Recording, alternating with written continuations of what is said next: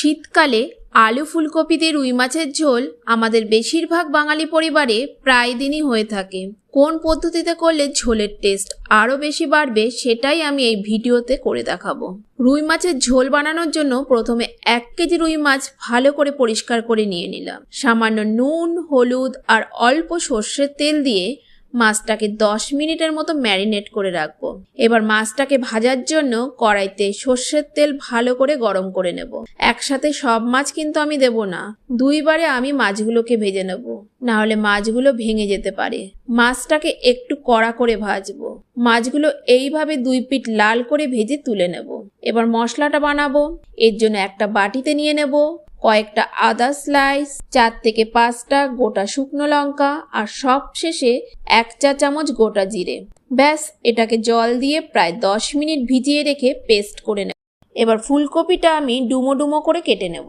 ফুলকপিগুলো ভাজার আগে অতি অবশ্যই নুন জলে ভিজিয়ে রাখতে হবে। এবার আলুগুলোকে আমি লম্বা লম্বা করে কেটে নেব। আপনারা চাইলে ডুমো ডুমো করেও আলু কেটে নিতে পারেন। এইভাবে আলু কাটলে আলুটা তাড়াতাড়ি সেদ্ধ হবে। এবার ওই মাছ ভাজার তেলেই আলুগুলো ভেজে নেব। এবার ফুলকপিগুলো ভেজে নেব। ফুলকপি ভাজার সময় অল্প হলুদ গুঁড়ো দিয়ে দিতে হবে। হালকা লাল হলে ফুলকপিগুলো তুলে নেব। তাহলে আমাদের আলু আর ফুলকপি ভাজা হয়ে গেল।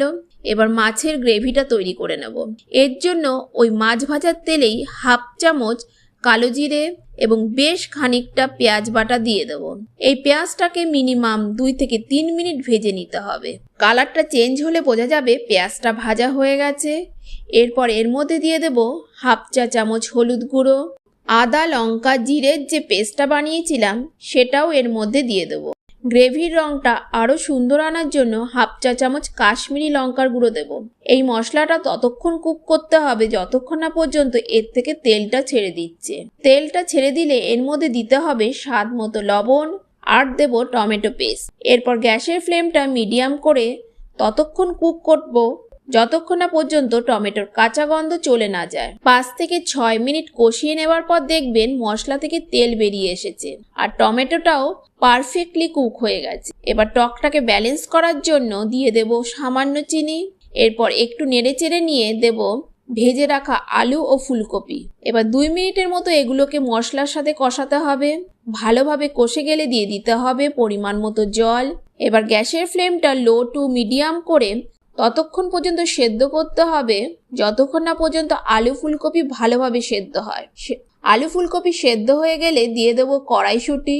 এরপর ভেজে রাখা মাছগুলো দিয়ে দেব এবং কিছুক্ষণ ফুটিয়ে নেব। তাহলে দেখলেন তো এটা বানানো কত সহজ। একবার এইভাবে করে দেখুন, গরম গরম ভাতের সাথে এটা খেতে অসাধারণ লাগবে। এবার সবশেষে দিয়ে দেব চেরা কাঁচা লঙ্কা আর ধনেপাতা। এইভাবে মাছের ঝোলটা বাড়িতে অবশ্যই ট্রাই করুন।